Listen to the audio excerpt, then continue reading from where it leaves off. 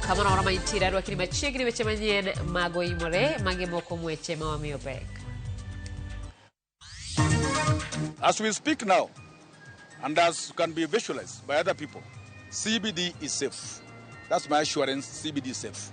Businesses are going on as usual. Obila ma Nairobi koro wacho ni gisendhiyo maromo achije 241 mag maundu ma osebedo ka chando oganda e chuny boma ma Nairobi. This court stays determination, underline that one, stays determination of the other rival questions of law raised by all parties. Manen Governor machon ma Migori Okoth Obado kuome podo mokerot ewi buch mibadhi mamiene kata obedo ni osechulo sirikal moya onyadide komenda manokwal. Koro gimwatemo timo en ni wariwore gi bad sirikal mamoko mabende timo gima watimo ni mondo wachor mchele migolo oko no piny oduoge 70. Migawo mochung'ne dongruok e alwora mar Nam Lolwe LBDA ochako chenro mar nyiewo chele kuom jopuro chele e thidhna ma West Kano.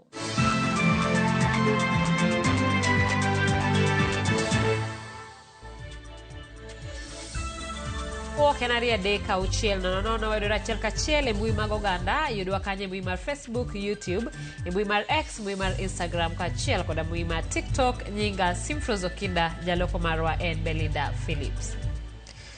Kawachako en apis mar jaminwa kata ODPP koro ochwalo oboke mag mako kendo chwalo e do gavana ma Isiolo Ibrahim Abdi Guyo kod jomoko aboro.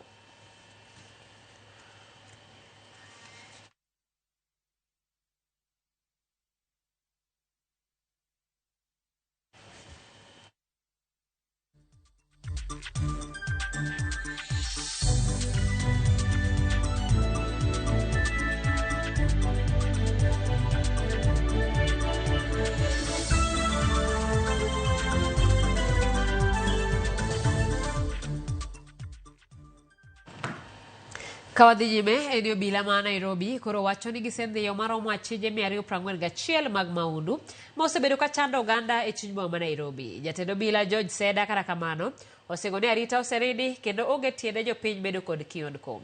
To ka jafo mar Eric Owenga lero jopiny bora koro seye mokalo obila ma Nairobi kuom yulo e tich. Jodak e kaunti ma Nairobi kuom kinde osebedo ka matek e lwet jonjore ma yande opore chuny boma ma Nairobi. Jonjore go osebedo kama oganda odiochieng' e lela gi otieno ma onge luoro kendo gitiyo gi agoko ka gihinyo jogo ma gimayo mwandu magi. Tumekuja kwa huzuni kusema ya kwamba iko insecurity. Insecurity in Nairobi is just one thing.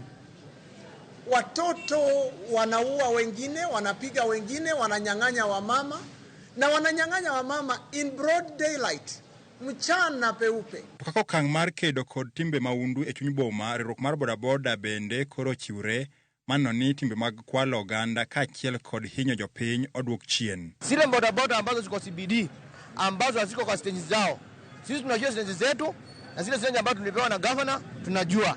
Kwa hivyo tunaomba His Excellency Joseph Sagaja, our governor, utie mkazo ili vile tulikubaliana na mobility na operation directors bodaboda zile ambazo ziko kwa sako siondolewe CBD. Etok margi gi jofwamb weche kotani ko jatend obila ma Nairobi George Seda obila oketelelo kenge magiso kao ne achije ma joma undugo. But nonetheless, it is not late. We are on top of issues. In the CBD, we have enhanced our operations by bringing more of the officers. Since the other time you saw by the night time and daytime, there are a lot of crackdowns we have done. We have got a lot of people who are idle within this town, having no any other work they do. Theirs is to time those people who are very innocent. Jodak ywak ni jonjore go gin rowere maraga mang'eny gi osebedo ka kwecho chuny boma Nairobi, to moko bende gin jogo marwakre maler mang'eyo kaponi ni gin jonjore mageto gi tek.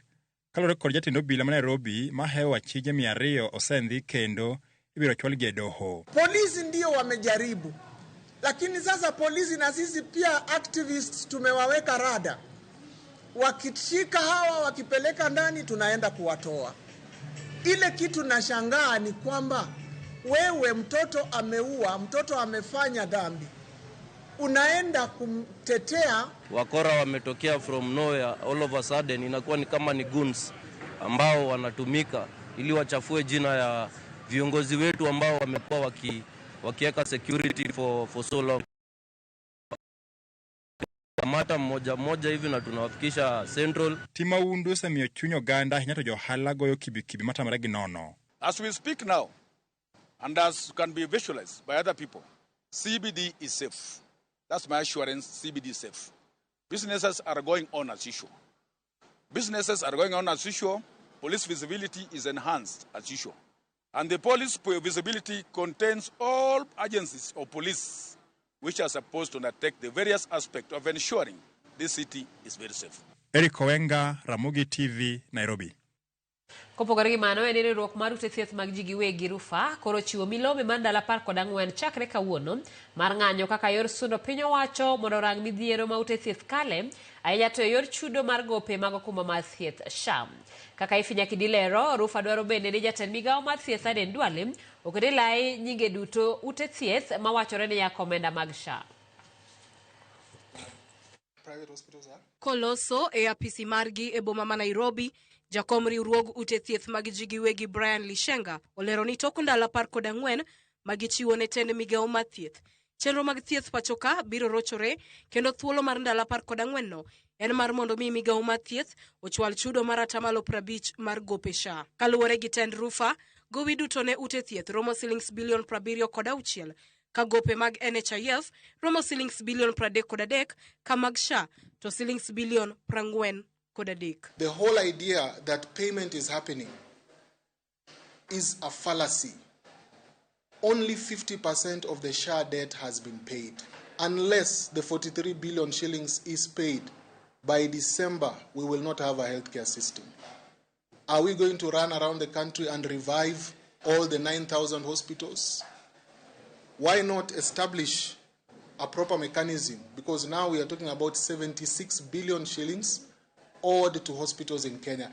And this is not about private hospitals or faith-based hospitals. This is Kenyan hospitals, all of them. Moko kuom ute thieth piny owacho, marufa oyango ni gopegi mag NHIF ni malahinya, oting'o kar thieth ma Kenyatta gi shillings bilion 1.58, kar thieth ma Moi Teaching and Referral gi shillings bilion 1.23, Kenyatta University Teaching, Referral and Research gi shillings million 540, kamano man Nakuru County gopene duto romo shillings million 297.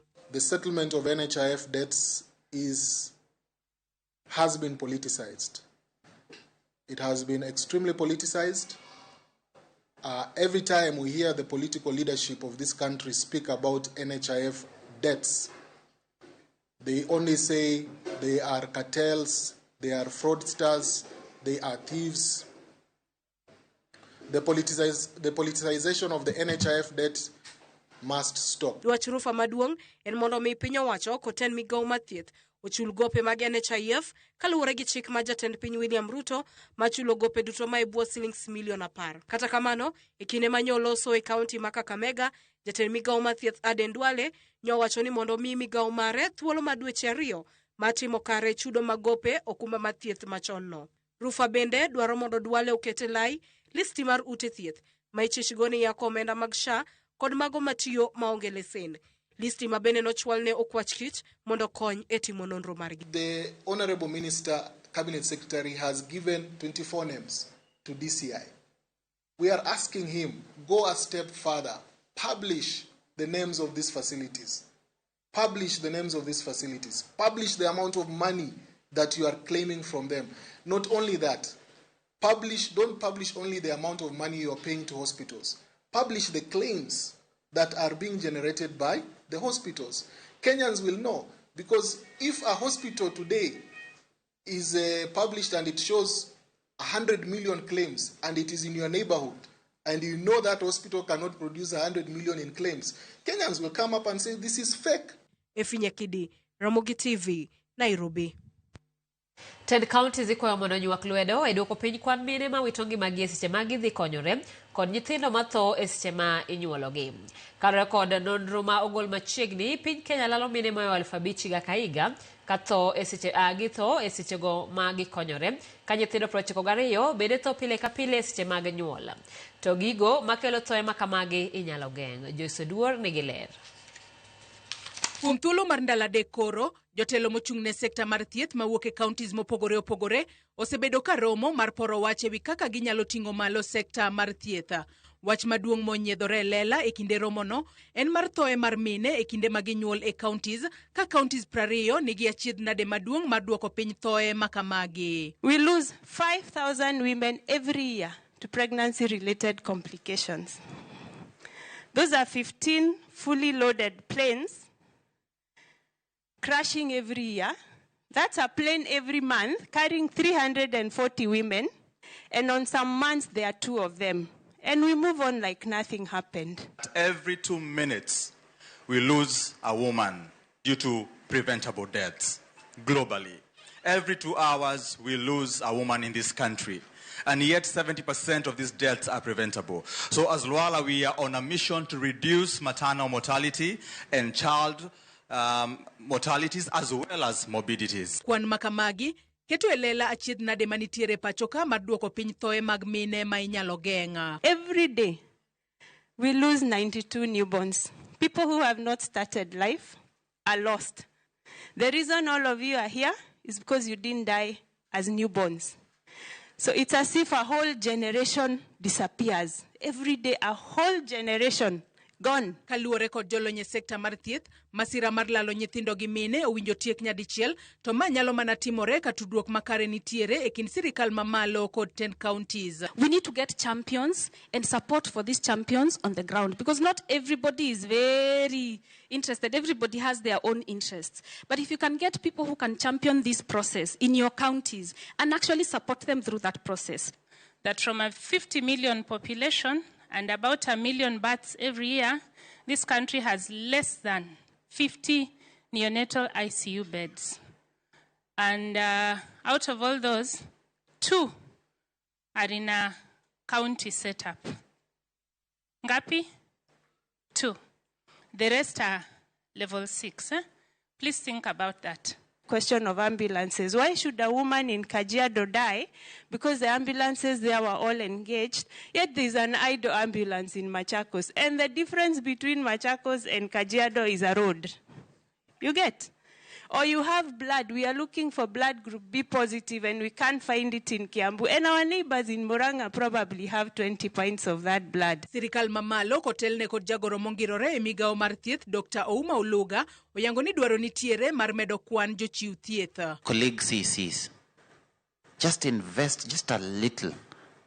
I know that it's a very difficult discussion sometimes in the counties because you have this ceiling around equitable share, but somehow we must make the case about the numbers for health workers, just numbers, the adequacy, because you cannot have one nurse taking care of 40 units. It's not possible. Kuom mano, 10 counties bende okwa mondo ochiw tiegruok makare ne mine mapek mondo gibed kod ng'eyo ewi ber mar dhi e klinik e seche magipek.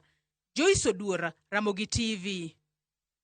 Ji 33 nitiere suptal maduong' ma Nyamira kendo yudo thieth bang' chamo ring dhiang' ma osetop e gweng' ma Nyakeore kar chung'od bura ma West Mugirango, kaunti ma Nyamira. Liekore ni jal moro ma japith ne onyiso jatije mondo oiki dhiang' mane otho tok bedo matuo kapok giloko pachgi kendo loke kado. Ne gipogo ring'ono e kindgi giwegi kapok giuso ring'o modong' ne jogweng' e nengo mogonyore. Kane oyango chal mar jogo, jalno motelo ne weche thieth e kaunti no, John Kimani, olero ji maromo 25 oseyudo fuong'ruok kendo ibiro yienegi mar dhi pacho kama odong' to pod yudo thieth. Nilikuwa napita tu hivi kwa marafiki zangu, nikaona wako na kitu, nikaona hakuna haja tu niende nione kama watanipatia. Kwa ukweli walinipatia, wakaniambia hata wewe enda uchome. Mimi sikujua kama ilikuwa ni ugonjwa, lakini sikukula peke yangu. nikula na bibi yangu. Kidogo kidogo nikasikia tumbo inaniuma. Hiyo sikia vibaya. Siku ya pili ndio nilianza kusikia kama ni baridi. Nikalala siku mbili sijaamka. Wale wamechunguzwa, wamepata matibabu na tayari tuko tayari kuruhusu watu 25 kwenda nyumbani. Ni mmoja tu kwa sasa ambaye yuko hali sio vizuri, lakini sio mbaya sana. Watu wa kijiji wale waliambiwa waende waisike hiyo nyama ama hiyo msoga, hawakuisika. Walipeleka nyumba zao na wakapatia wa marafiki zao, wakaenda wakakula. Mwingine alikuja na utabiri yake, ng'ombe wakakata kanyama tu kidogo, wakatupia siafu. Hapo siafu ikakula, wakaona hiyo nyama tu ni mzuri, wakabebana ni nyama, wakaenda kukula. Manen gavana machon ma Migori Okoth Obado pod biro medo rito winjo poni doho biro wito oko buch mibadhi ma silings $73 mano makne kod jowadgi mamoko 17 tok chiwo mwandu manengone romo $253 ne sirikal mondo wegi thuolo.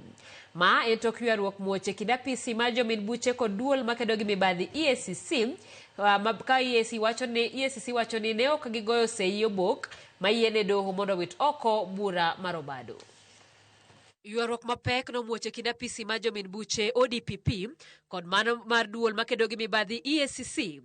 Ewi wach mar wito oko bura mar mibadhi maromena maromo $73.4 mano makne gavana machon ma Migori Okoth Obado kod jowadgi mamoko 17. Tokne doyie mondo omanyo machielo oko mar doho mar chopo winjruok ewi buch mibadhi no. Romo nochakore kind duol makedo gi mibadhi EACC mane weg bura kachiel kod apisi mar jomin buche. Tok winjruok betie, achijego nochiwo mwandu manengone romo $253 ne sirikal mondo wegi thuolo. Mwandu makamano oting'o ot mantiere Loresho manengone romo $40,000,000. Ute mag ohala miluongo ni Sunrise Center mantiere Suna East manengogi romo $88,000. Orofa 2 moting'o ute orofa 5 moro ka moro duto ute 40 mag dak mantiere Suna East manengone romo $57.6. Machielo gin apartments 2 e kar dak ma Greenspan Nairobi inengo ma $18,000,000. Ot machielo mar orofa Greenspan Nairobi inengo ma $14.5. Dala machielo manitiere Kamagambo manengone romo $10,000,000. Bende achija 17 go nochiwo nyamburko 2 manengo gini malo. Apis jomin buche kara kamano lero ni kano chopo tiel 12 mano nego go seye wi winjruok makamano. EACC noloko pachgi kendo rem chopo e romo mano bagi tarik 28 dwe mar 8 higani. So it was clear, even in our letter inviting them for the meeting on 28th of August 2025,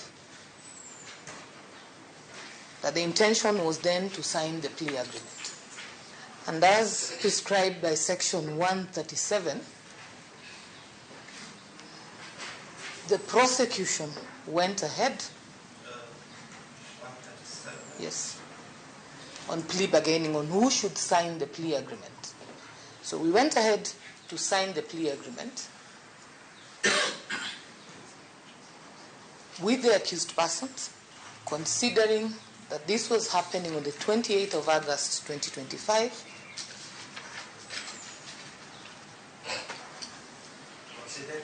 That this was happening, this agreement signing took place on the 28th of August, and the matter was scheduled for hearing on 1st of September. So, we did not refuse to hand over any agreement. Parties had been attending these meetings. They were aware that that was the day we were going to sign the agreement.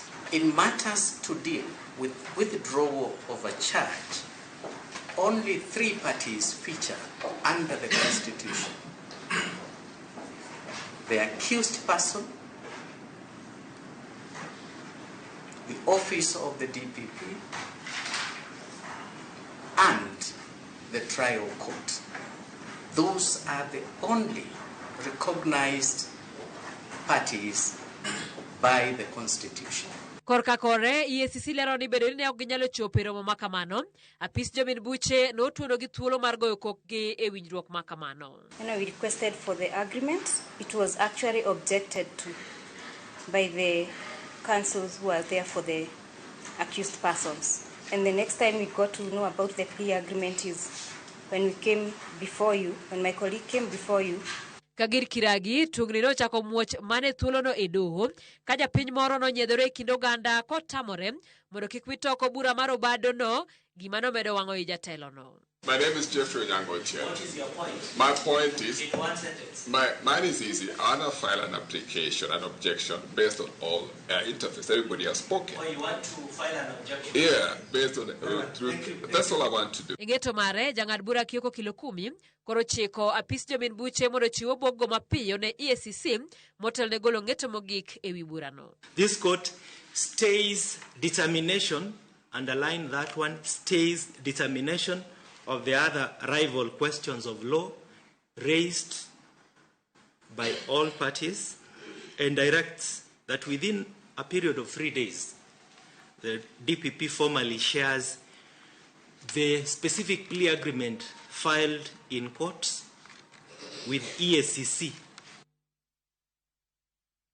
Ogai mar ODM Raila Odinga ojuojo Kenya mondo kwed siasa mag akwede mag dhoudi. Raila wacho ni siasa mag akwede kod athuye nyalo tero piny Kenya e bugo kaka piny mar Somalia. Kristo wino nigi ler.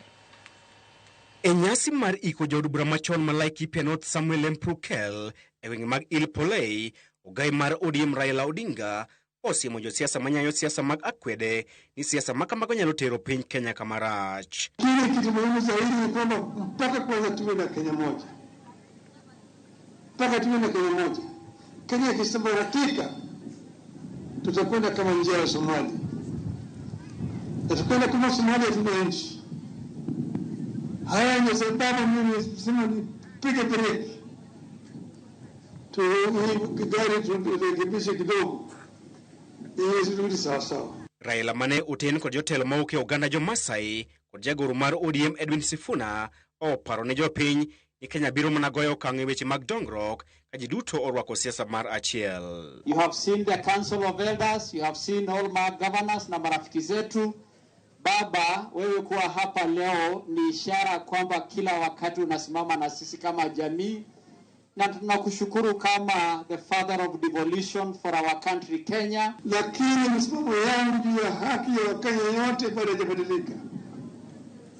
Mimi nataka Kenya itimuke itoke pale iko kule chini iende juu. Kenya inaweza kwenda juu kama Wakenya waungane pamoja. Lakini tukiendeleza siasa ya ukabila hapa na pale, hakuna Kenya ambayo tutakuwa naye. Weche mag Raila osilubedo kod gavana ma Kajiado Joseph Ole Lenku mane opako Raila kuom kelo kwe pacho kae kaluwore kod tiyo mare makanyakla kwa jatend piny William Ruto. Na tunashukuru kwamba umesimama kusema taifa isigawanyike. We know there is a lot of pain in many places, but Kenya must continue to stand strong. Na wewe umekuwa mwakilishi wa taifa. Kama Wakatoliki tumekerwa sana na jambo ambalo tuliona waziri anasimamisha yule askofu wa Kakamega Bwana Ubani, anampareda hapo kama mtoto na kumsomea kwa sababu father ama bishop ameenda kuitisha pesa ya ile hospitali ya St Mary's. Tunaambia Duale tuheshimiane bwana. Kila mtu aheshimu kanisa ya mwingine. Hata when he was alone, mimi nakumbuka sisi tukiwa serikali, senator kuja. Nakumbuka tukiwa na President Uhuru. Na tulikuwa alikuwa anafinywa, alikuwa ananiambia ngapi hiyo, hata nikiwa peke yangu nitasimama na hawa wa Masai. And that is what Lempukel stood for. Mkiniona mimi niko hapa, sitaweza kusimama nikiona kama dhuluma inazidi kufanyika kati ya watu wa Maa. Tutasimama imara. Lempukel mane oyier kod otiko mar ODM e yiero mar 2013 ne ong'ielo rengo bang' jarimo mar nyamburko moro tuom e gwenge mag Rongai kendo tomo ng'wech e giko juma mokalo. Chris Owino, Ramogi TV. Lipot mar Chris Owino notero wa yumo kuongo chenro en maro imore kikidhi mabor nyaka Ramogi pod duogi weche mamoko.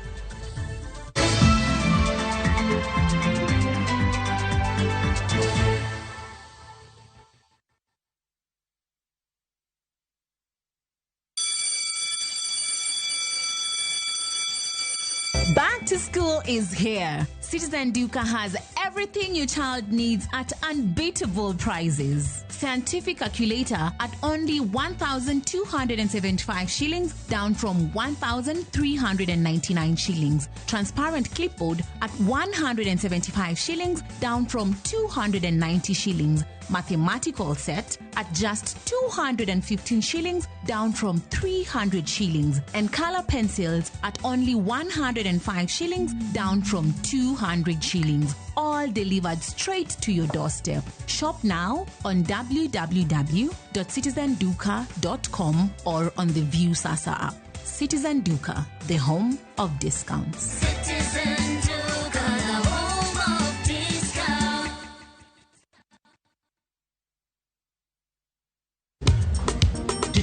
Teacher Beach kocha kure sangweno tieno nyaka sauchi lakini ni mates maliet kabisa maglu rumba luo benga kachil koda jao maliet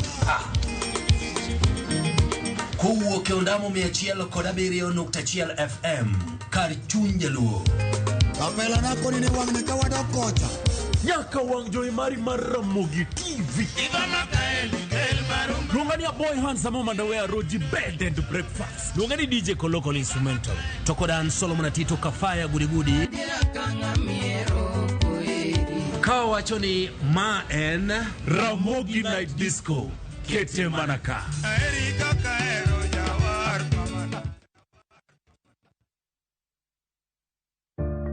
One day, while teaching an oral health care class, I saw a little boy who kept covering his mouth. It turns out he had lost some of his teeth and he felt embarrassed. Now, as a hygienist, a child's smile means everything to me. Every child has a right to smile, and a beautiful smile is a healthy smile, and nothing should ever get in the way of that.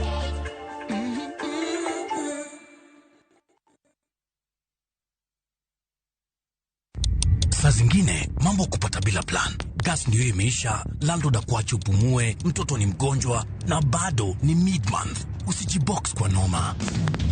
Piga *531# and sort your emergencies with my Mobi Civil Servant loan. Iwe usiku au mchana. Kama wewe ni civil servant, sasa uko sorted. Dial *531# and get up to 20,000 shillings and pay from your next payslip. No paperwork, no guarantors, no drama. Ni wewe tu na simu yako. Register now and see your limit in seconds. Built for Kenyan civil servants. My Mobi. Iko sorted.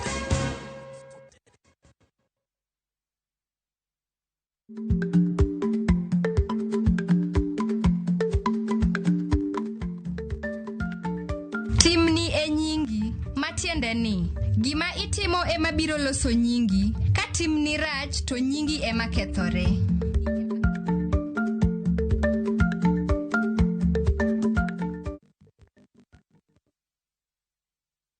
Introducing Wigo, your trusted ride. The ride with the most reliable, verified, efficient and transparent drivers. With fabulous cashback incentives for passengers, each trip on Wigo feels like an upgrade. Download Wigo from Play Store or App Store or SMS Wigo to 20425 and ride with confidence. Wigo, let's go.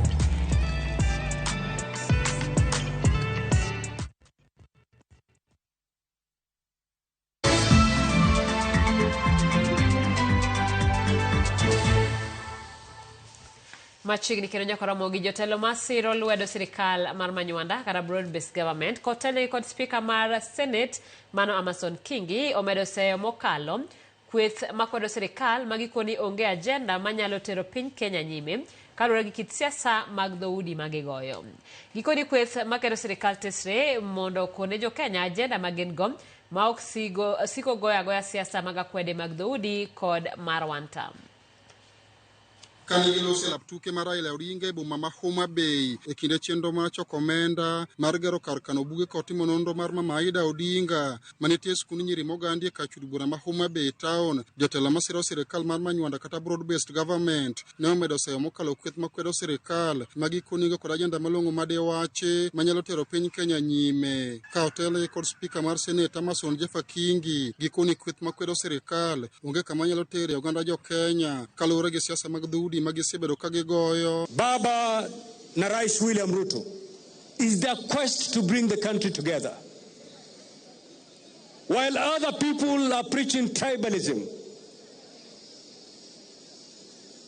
While tribal chiefs are coming together, we have two nationalists coming together. That is the difference between these two sides. Gikone gibro medo siro motegno jatend piny Kenya William Ruto gi ogai mar ODM Raila Odinga mage wacho ni seketo lwasi makare pachoka nyaka ne chuge serikal mar manywanda. Mimi nauliza watu ya Homa Bay, nyinyi ni wa Kenya ama wa kabila? Nyinyi ni wa Kenya? Nyinyi mnaambiaje wa kabila waende wasiende? If you see the cultural programs, the roadmap towards revamping agriculture in this country, utaipata ndani ya Kenya Kwanza ya Mheshimiwa William Ruto. You'll get the same thing in the Raila Odinga manifesto. And therefore, when these people came together, expect fireworks in terms of rebuilding the economy of this country. Jatend kweth manoke od bura mamalo Junet Mohamed mabende noyoro e kinde nyasino ne okone oganda jo Kenya mondo kik chik itgi e kit siasa ma jalup jatend piny machon Rigathi Gachagua goyo ka okone Gachagua kod Lange goyo mana siasa mag akwede mag dhoudi mok nyalo konyo oganda jo Kenya. Wamesahau vile walikuwa wanaongea wakati walikuwa kwa serikali. Wengine walikuwa wanaenda kwa ofisi saa 11 asubuhi kabla jogoo ya pili hajawika kuja kupambana na sisi huko Nairobi, ati sisi ni watu wa maandamano, sisi ni watu wa fujo, sisi ni watu wa kuongoa reli. Sasa tunangoja yeye afanye hiyo kazi. Fanya hiyo kazi ndugu yangu. Hiyo kazi pia ni kazi muhimu sana katika nchi yetu.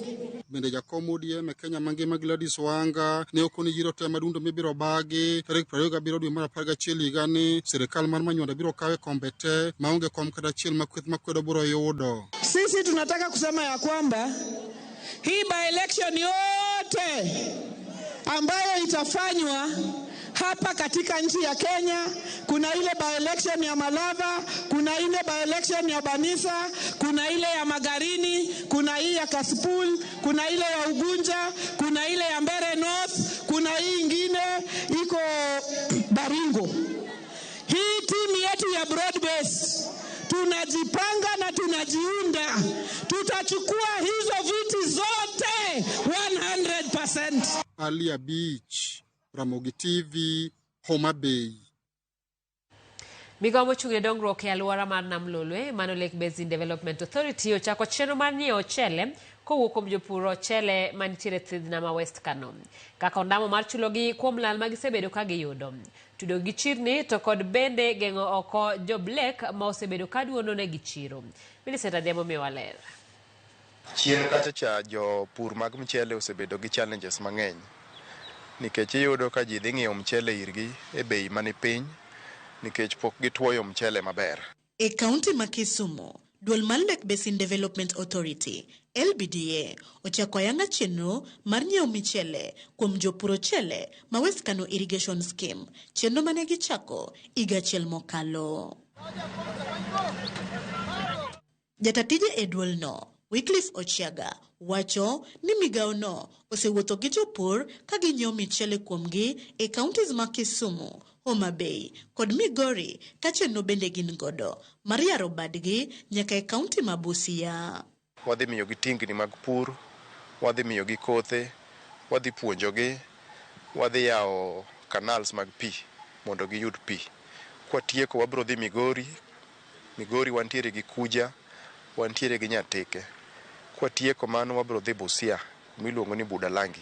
Bende oyango ni giserego metric tons milion 6 mag ochele nyaka ne gichakrego ka gin gi lek mar biro rego metric tons milion 12 e higa mabiro ka korka korgi jopur ne orwako chenro no ka giwacho ni giyudo fuong'ruok mar chiro bang' keyo mekgi gi nengo mowinjore. Wan mchele kane wachako puro waonge gi kama ne mchele nyalo tere, chiro minyalo tere mchele. To kakoro waneno gi ka gibiro kar kerigo mondo migi konywa korka chiro, chunya ogone Nyasaye erokamano kuom kelogi. Chiro osebedo problem ahinya ne wan. To manager ne wan godo mondo oseyie mondo mi olosnwa chiro. Manyaka sani oseng'iswa ni chiro nitie. Makata sani jogi osebiro e team kae maduong' ma gikawo michele ka. We take 17,000 tons to Lake Basin Development Authority And I'm very much happy as the chairman. The farmers who took their rice to Lake Basin has already been paid. Kata kamano, yuak to pod gin go. Lakini bado tuko na shida zingine. Hatuna access road. Wakulima wako na shida ya kutoa mpunga kwa mashamba. Wan kuka jok matie Southwest Kano irrigation scheme watiyo gravity piwa wuok nyando mondo mi ochop nyaka kuwe en kama bor. King'iyo kata canals magwagi richo. Konya bilo permanent canals. Koka makuja irrigation kucho. Permanent canals makala kandalo machieng rieny ko yudo pi to pi okla through evaporation. Wanyalo bedo mamor sana. Gima wang'eyo ni wakwayo kodhi nikech kodhi waonge godo. Kuom mano, Lake Basin Development Authority osingo mar wuotho gi jopur ochele kanyakla mar nyao chiemo pachoka kokalo e jiwo pur ochele kaka yor bero sekta mar pur. LBDA wacho ni piny Kenya tiyo gi michele metric tons milion 1.3 maromre gi 30% kende ka 70% iomo e pinje maoko. LBDA oyango ni gisediero eka 15,000 mag lope ma ibiro purie michele mondo okony e geng'o fuok mar nok mar ochele pacho kae. Koro gimwatemo timo en ni wariwore gi bad sirikal mamoko ma bende timo gima watimo ni mondo wachor mchele migolo oko no piny oduoge 70 olwar piny kata mana nyaka 50. Kwadhi nyime wan gi geno ni pur mar mchele biro medore higa manyien wabed kwaseng'iewo tan milion 12 and mano biro konyo ngima mag jowa mapuro mchele thurwa ka. Millicent Adhiambo, Ramogi TV, Kisumu County. Kawo Kisumu wadhi nyaka kaunti ma Migori kama jodak ma Usirie sub county Manyatike yuago nok mar pi maler ka giseyo piny owacho kuom rem chiwo pi e seche machiel kuom joket mwandu e sekta mar konyo mula ochako chenro mag gero ne jodak ma Usiri kisima 4 mondo konye tieko nok mar pi. Jafwambo marwa George Juma miyo waler.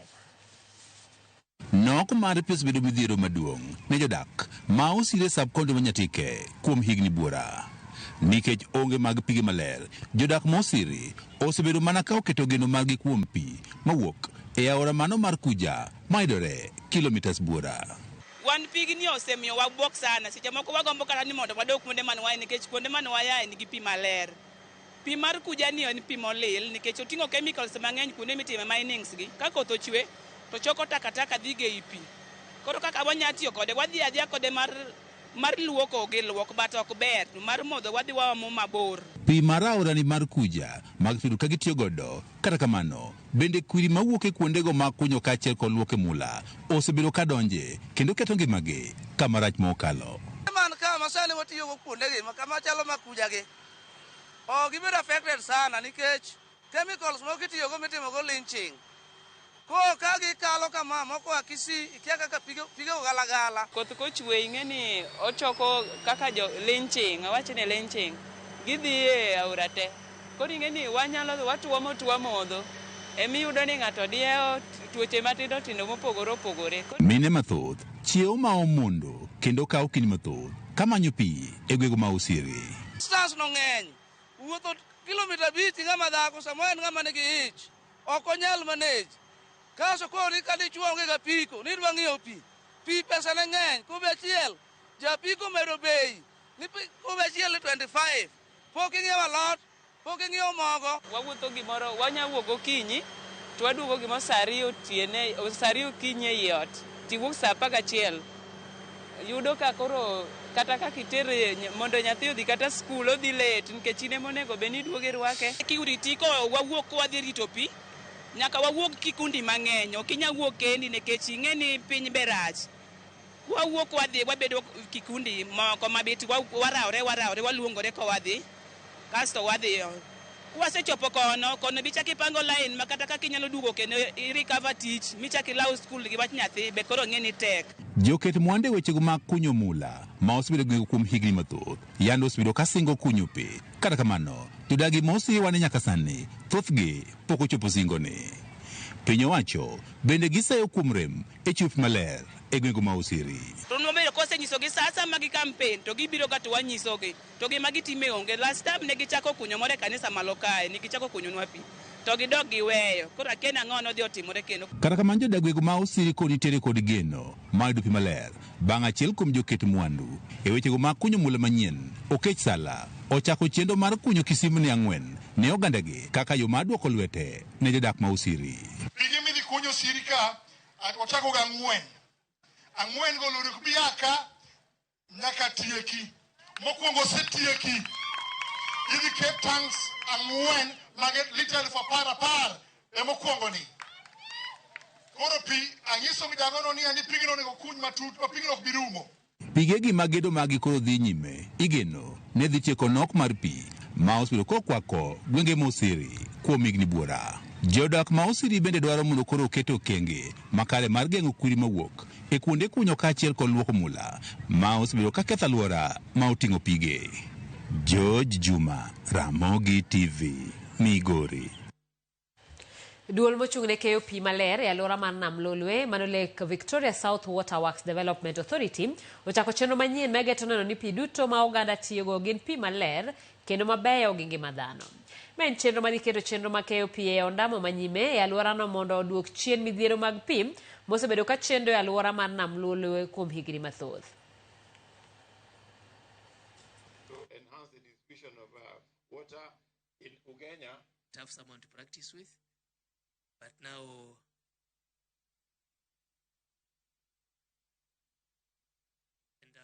this. So we clean Kisumu. We are also cleaning Kericho County. We are also cleaning Kisii County. These are the catchment counties of Lake Victoria. And the efforts geared by the government towards all that is only possible because of our cordial and deliberate and well-thought partnerships with our development partners. Na mimi niwaombe sana, haya maji atakapofika kwenyu, we have the challenge of vandalism. It is a serious challenge across the country. That is a wastage to the taxpayers' money.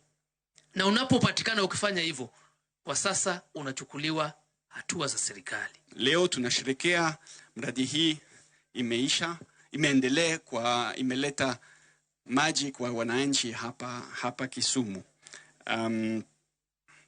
Kama alisema waziri, mradi hii kuhakikisha maji safi na salama yanapatikana kwa kila mtu. 500,000 inhabitants in Kisumu have been benefiting from improved access to water and sanitation for 2 decades.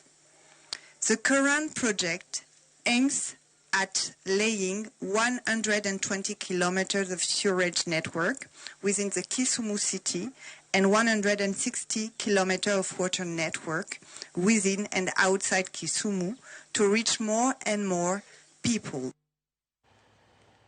Moko mjoala kod rowere bwa Masiaya koro wuok oko mar kwedo paro mar daro mbalariany ma Just bade Masiaya kagiwacho ni en gino mabiro thiro ohala ponono jopuonjre mane mbalariany no odar.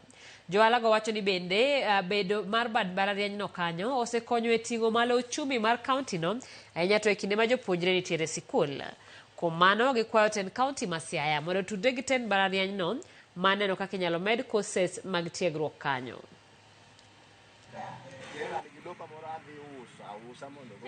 University nyalo konyowa moloyo county headquarters nikech gie sani nde jo midwa riemb tije matiyo ka nitie kama waneno gi nitie otende nitie jo mane invest mokelo ginene gi e lak ndara kunde gi eki kibanda gi japiny ma kawaida maonge kama dhi yude tich nikech iwacho ni gima duong' mogik minyalo loso ne japiny en kama onyalo yude yuto nikech samo yudo yuto no eka ochulo osuru. Ok inyal kao land maduong' marom kama ani ni kao ni dhi kete county headquarters. So in a month kirango kata mana rent kende ma nyithindo go chulo rent ka wacho ni nyathi ma chulo pesa matin mogik chulo siling 2,500 in a month mano siling $4,500,000 pesa ni dwa yude kanye kiketo county headquarters iketo kae to sani to bank mana kikalo ka matin to governor's office ni kacha To kara odwaro ni kara business community to oyud nango. Matiye iye kendiko manyocho ndik dhi lalo tijegi.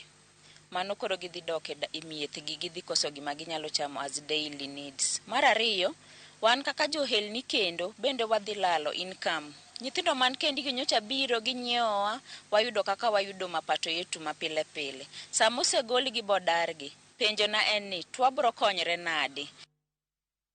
Mar Laktar Raymond Omolo komakore gi riwruoge mamoko mag piny owacho ochako chenro mar chwalo kony mag omenda mag somo ne nyithindo mawuok e familia maonge nyalo.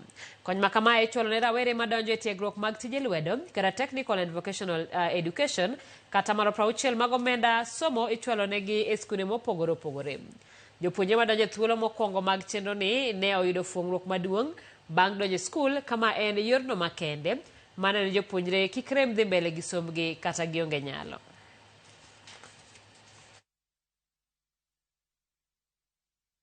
We do register the students and then we place them through COOPS and we see a way that they are facilitated the help loan.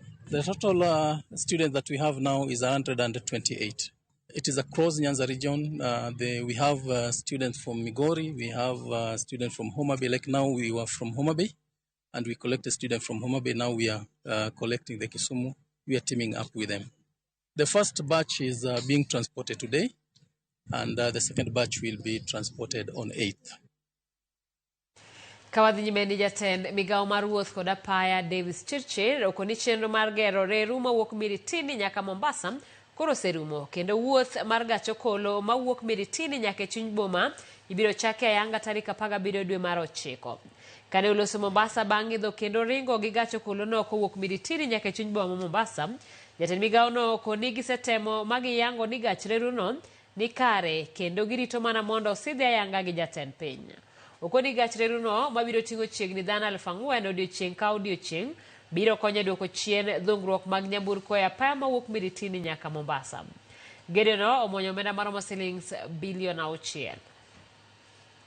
To check state of readiness ahead of commissioning and be able to ensure that we support the users of this facility. Miritini being a high density area with small traders who basically come into town and go back home need that kind of support to be able to do their trade in line with Kenya Kwanza bottom-up supporting the small and ensuring that they do their business.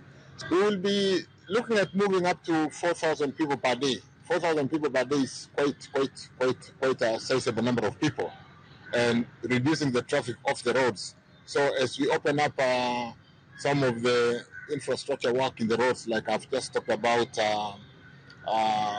Wachumvu, if we move 4,000 people on this corridor, on the train, you will appreciate that as we open the bridge, reduce the traffic by opening up this link to this station from SGR, will significantly reduce the snarl up and the congestion, and then therefore facilitate the traffic that has to move out of Changamwe on the Great Northern Corridor Road, service in Uganda, Rwanda, all the way.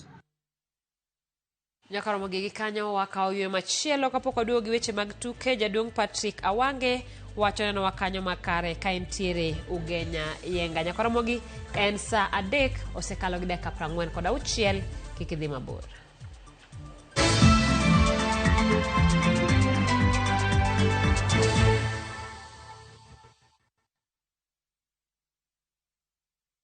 Beat the festive rush with View Travel's early bird offers to Sarova hotels from December 23rd to 28th. Stay at Sarova Imperial Kisumu from 13,150 Kenya shillings or Woodlands Nakuru from 14,000 Kenya shillings. Go wild with 2 nights at Shaba from 28,450 Kenya shillings or Mara Game Camp from 47,150 Kenya shillings per person sharing. Or enjoy 5 nights of beachfront bliss at Sarova White Sands from 146,700 Kenya shillings per person. Book by September 15th and enjoy our Lipa Pole Pole plan. Visit viewtravel.com or call 0703 254 254 today.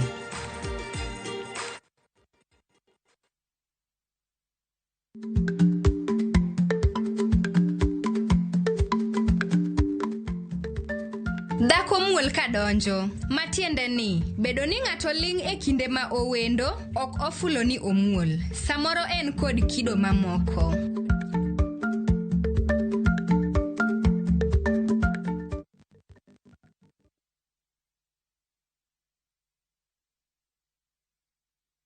Iseyudo nyudo nikelo nyako chia jolokore neje lunga lisandi nango nyako chia mimi yere kendo jalo siko kachandi gimo nyako chia utemo kadano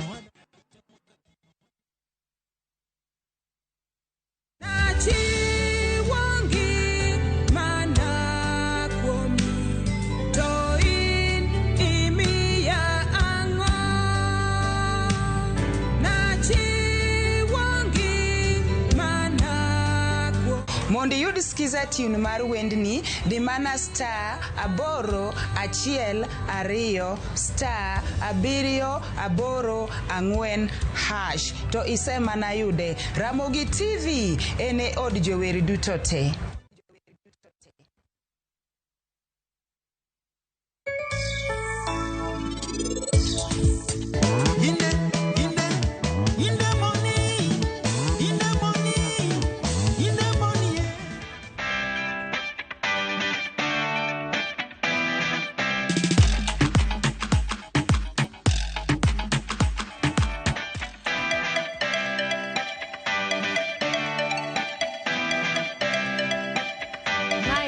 Neutral solution to kolok color obeta colorless kaka neno.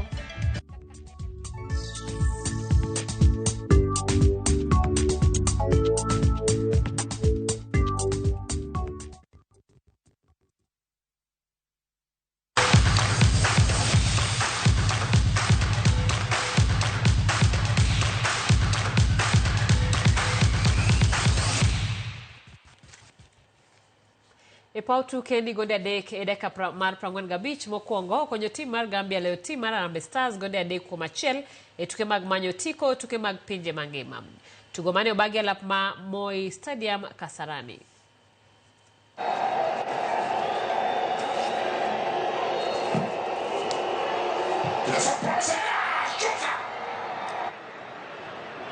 Against the run of play, they strike first.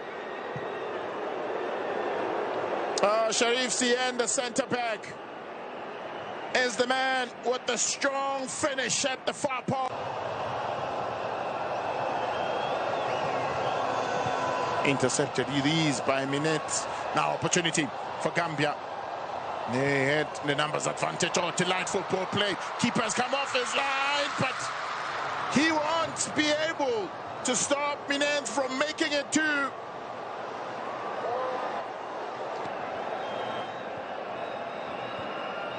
And made another mistake defensively. It's easily intercepted by Sidibe. Waits for options. Help arrives at the far post. Shwasa. Precision strike. Oh, good ball. Great first touch. Can he? Yes.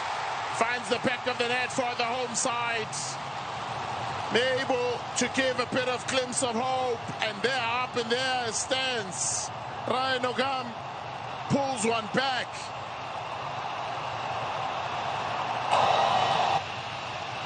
They really push forward. Lig maduong' matuke rugby oduogo odirani toka oyueyo katielo makababedi Sevens ibago ya lap ma RUFA Grounds kochakore kiny nyaka chieng' Jumapil. Tim mar KCB RFC ma omako thuolo mokwongo e chung' mar timbe nyaka sani nitiere pool A kama bende oting'o timbe kaka Nakuru RFC, Mean Machine gi Mombasa RFC, ka pool B oting'o Strathmore Leos, Kenya Harlequins, jabag tukegi Mwamba RFC gi Impala RFC. Most Daystar Falcons, Catholics Monk, kanyakla gi tim mar Homeboys RFC nitiere pool C, ikine ma Menengai Oilers, Kabras Sugar, Embu RFC gi Kisumu RFC nitiere pool D.